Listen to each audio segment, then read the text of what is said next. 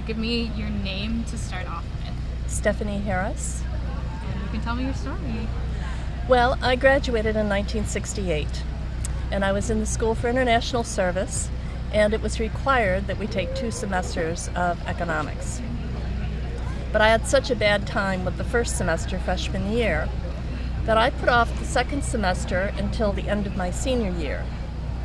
And it got to be springtime, and the professor suddenly realized that he'd have to give me an early exam because I was a graduating senior, that I couldn't wait to take the exam with the rest of the freshmen in the class.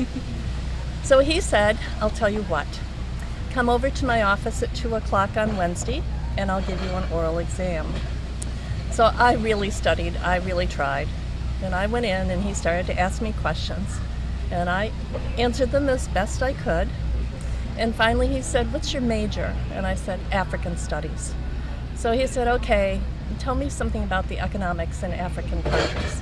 So I told him about that. Finally he said, I'll make a deal with you. I think you have tried really hard. I believe you really have studied.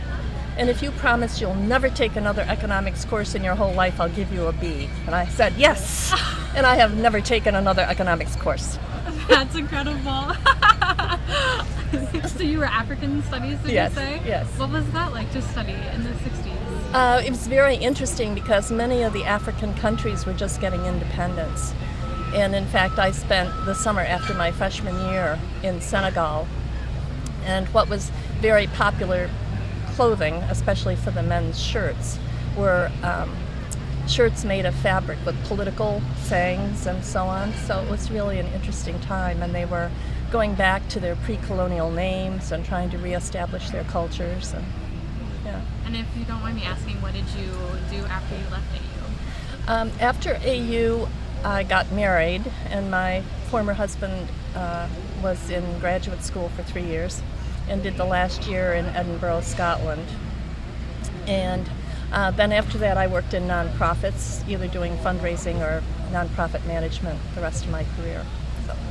Are there any like lessons or anything you learned at AU that you feel like you took with you?